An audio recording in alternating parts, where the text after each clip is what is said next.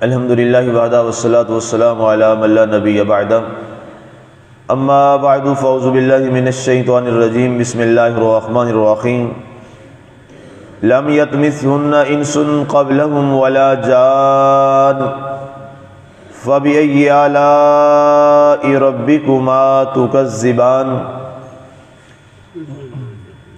اس سے پہلے انہیں کسی انسان نے چھوا تک نہیں ہوگا اور نہ ہی کسی جن نے، تو اے جنوں اور انسانوں تم دونوں اپنے رب کی کون کون سی نعمتوں کو جھٹلاؤ گے۔ سامعین، آج ہماری سورہ الرحمن کی آیہ مبارکہ 75 تک کی تلاوت و ترجمہ کا شرف نصیب ہوا۔ گزشتہ ہمارے درس مبارک میں حور مقصورات فی الخیام پہ بات ہو رہی تھی کہ اللہ تعالیٰ نے اہل جنت کے لیے جن حور و غلمان کا اللہ نے وعدہ فرمایا ہے، ان کا عالم یہ ہے کہ وہ خیموں کے اندر اللہ تعالیٰ انہیں بڑے ناز و نام کے ساتھ، بڑی خوبصورتی کے ساتھ اور بڑے عزت اور احترام کے ساتھ انہیں پردہ نشین بنا کر ان خیموں میں اہل جنت کے لیے بٹھا دے گا۔ اب یہاں اس میں فرمایا لم یطمثہن انس قبلہم ولا جان، اور فرمایا وہ اتنی پاکیزہ ہوں گی، اتنی اللہ تعالیٰ کی بارگاہ کے اندر انہیں اللہ نے مقام اور درجہ دیا ہے، اور اللہ تعالیٰ نے اہل جنت کے لیے انہیں اس انداز سے قدر دی ہے کہ اس سے پہلے انہیں کسی انسان اور جن نے چھوا تک نہیں ہوگا۔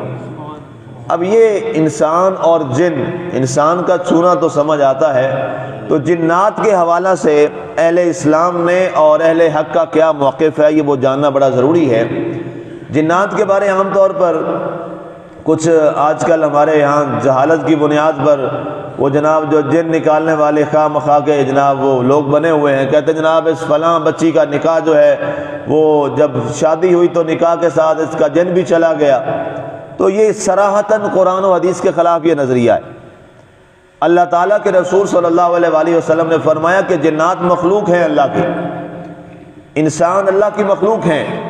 جنات مومن بھی ہوتے ہیں، کافر بھی ہوتے ہیں۔ اس پر ہفتہ ڈیڑھ ہفتہ شاید پہلے میں نے تفصیلی ایک درس بھی دیا تھا، یہ صبح کے درس قرآن میں بھی، اس میں نے تفصیل سے بات کی تھی۔ اب میں اشارتاً یہاں سے آگے گزر رہا ہوں کہ جنات میں بھی جیسے مسلمان مرد مومن، اسی طرح کافر مردوں میں لوگ کئی مذاہب کے عیسائی یہودی ہوتے ہیں، تو جنات میں بھی بالکل یہی مذاہب ہوتے ہیں۔ کئی جنات مسلمان ہوتے ہیں، کئی جنات عیسائی ہوتے ہیں، کئی جنات یہودی ہوتے ہیں، کئی جنات جو ہیں وہ بالکل غیر مسلم ہوتے ہیں، وہ کسی نبی اور رسول پر ایمان نہیں رکھتے۔ لیکن دنیا کے اندر کسی جن کو اللہ تعالیٰ نے یہ اختیار نہیں دیا کہ نعوذ باللہ وہ کسی عورت کے ساتھ کوئی ایسا معاملہ کرے جو کوئی مرد جو ہے وہ نعوذ باللہ بدکاری کی صورت میں کرتا ہے۔ یہ اس مخلوق کو اللہ تعالیٰ نے یہ اختیار ہی نہیں دیا، اور نہ یہ کوئی ایسی بات ہے کہ شادی جناب نکاح ہوا تو نکاح میں اس کا ساتھ نکاح پڑا گیا۔ یہ آئے دن یہ بونڈی باتیں جو ہیں یہ اخباروں میں بھی چھپ جاتی ہیں، ہمارے جو سیدھے سادے لوگ ہیں وہ بھی اس پر عقیدہ یقین رکھ لیتے ہیں۔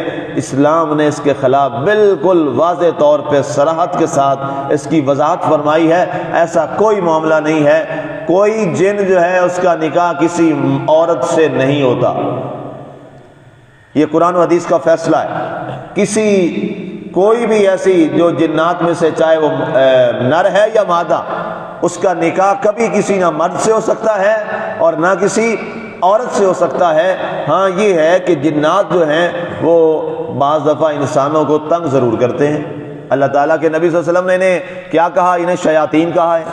جنات کو شیاطین کا ٹائٹل دیا گیا ہے کہ یہ جنات جو ہیں یہ شیاطین ہیں، اور شیاطین کی صورت میں یہ خرابیاں کرتے ہیں، یہ معاملات کو خراب کرتے ہیں۔ تو فرمایا اس انداز میں لم یطمثہن انس قبلہم ولا جان، اب جو اہل جنت کے لیے وہاں پر حوریں ہوں گی انہیں اس سے پہلے نہ تو کسی انسان نے چھوا ہوگا اور نہ کسی جن نے چھوا ہوگا۔ اب اسی مقابلے میں کچھ جنات ہیں وہ بھی اہل جنت میں جائیں گے۔ جنات جو ہیں وہ بھی جنتی بھی ہوتے ہیں، جہنمی بھی ہوتے ہیں۔ جو صاحب ایمان ہوتے ہیں اللہ تعالیٰ انہیں جنت عطا فرمائے گا جنات کو، اور جو صاحب ایمان نہیں ہوں گے انہیں جہنم میں ڈال دیا جائے گا۔ اب جو جنات جنت میں جائیں گے تو ان کے لیے کیا ہوگا؟ ظاہر ہے مسلمان مردوں کے لیے، کاملین کے لیے، مومنین کے لیے تو اللہ تعالیٰ نے حور و غلمان کی بات کی ہے، تو جنات کے لیے کیا ہوگا؟ تو حدیث پاک ابھی میں پڑھ رہا تھا، رسول اللہ صلی اللہ علیہ وسلم نے ارشاد فرمایا کہ جنات کے لیے بھی وہاں پر حوروں کی طرح جنات جو ہیں مونس جنیاں جنہیں کہتے ہیں، اللہ تعالیٰ ان کا وہاں پر انتظام فرمائے گا، اور باقاعدہ طور پر وہ جنت میں حوروں کی طرح اللہ تعالیٰ انہیں سجائے گا، سنوارے گا، اور جو مومن جن ہیں وہ مومن مردوں کی طرح وہ بھی جنت کے اندر قیام کریں۔ تو یہ فرمایا گیا لم یطمثہن انس قبلہم ولا جان، کہ اس سے پہلے کسی جن اور کسی انسان نے انہیں چھوا تک نہیں ہوگا۔ نہ چھوا جانا یہ بنیادی طور پر اس عظمت، اس عزت اور اس مقام کی طرف ایک انڈیکیشن ہے اور ایک اشارہ ہے کہ اے بندہ مومن، تو نے دنیا کے اندر اپنی زندگی کو، اپنے معاملات کو، اپنے معاشرے میں رہتے ہوئے تم نے طرز معاشرت کے اندر اپنے آپ کو اس انداز میں ڈھالا جیسے اللہ اور اللہ کے رسول نے تمہیں حکم دیا تھا، دین محمدی اور شریعت مطہرہ نے تمہیں حکم دیا تھا۔ تو آؤ دنیا میں تم نے ہمارے دین کے ساتھ وفا کی، اب آخرت میں ہم تمہارے ساتھ وفا کرتے ہوئے تمہیں اعلیٰ مقام جنت میں عطا فرماتے ہیں۔ تو یہ اصل میں اللہ تعالیٰ کے لیے اللہ تعالیٰ نے خود اپنے بارے ایک آیت ارشاد فرمائی، ان اللہ شاکر علیم، اللہ بڑا قدردان ہے، اللہ بڑا قدردان ہے، وہ قدر کرتا ہے، اور ہر صاحب قدر جو ہے اس کی وہ عزت کرتا ہے اور اس کو مقام دیتا ہے، اس کو عزت دیتا ہے۔ ان اللہ شاکر، یہ قرآن کی آیت ہے، اللہ تعالیٰ بڑا قدردان ہے۔ جس نے اس کے دین کی دنیا میں قدر کی، جس نے اہل دین کی دنیا میں قدر کی اور اپنے آپ کو اللہ اور اللہ کے رسول کے دین کے تابع کیا، تو رب نے فرمایا پھر میں نے اپنا نام شاکر رکھا ہے، میں نے اپنا نام قدردان رکھا ہے۔ آؤ اب ساری دنیا میں تیرا مقام اور عزت ایسا ہوگا کہ تیرا ایک جو محل ہے اس کا مقام اور عزت اور شان یہ ہے کہ اللہ کے رسول صلی اللہ علیہ وسلم نے فرمایا جہاں تک اس کی نگاہ جائے گی اس نگاہ تک اللہ تعالیٰ وہ محل اس کے نام فرما دے گا۔ دنیا میں اگر وہ قسم پرسی کی زندگی کو بھی گزارتا تھا، وہ دنیا میں اگر جیسی بھی مفلسی کی زندگی گزارتا تھا، جیسی تنگی اور ترشی کی زندگی میں رہا کرتا تھا، لیکن اس نے اللہ اور اللہ کے رسول کے دین کو نہ چھوڑا تو اس کا صلہ اللہ تعالیٰ اس انعام کی صورت میں عطا فرمائے گا۔ پھر آگے وہی اللہ نے لفظ دہرائے فَبِأَيِّ آلَاءِ رَبِّكُمَا تُكَذِّبَانِ، کہ اے جنوں اور انسانوں، یہ مومن جنوں سے کہا جا رہا ہے، کافروں سے بھی کہا جا رہا ہے، اور مومن مسلمان مردوں سے بھی کہا جا رہا ہے اور کافر مردوں سے بھی کہا جا رہا ہے کہ اے لوگوں، اے جنوں اور انسانوں کی جماعت، تم اپنے رب کی کس کس نعمت کو جھٹلاؤ گے؟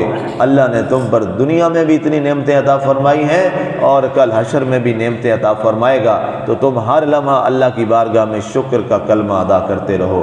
اللہ تعالیٰ کی بارگاہ میں اللہ ہمیں بھی شاکر بننے کی توفیق عطا فرمائے، آمین۔ وما علینا الا البلاغ المبین۔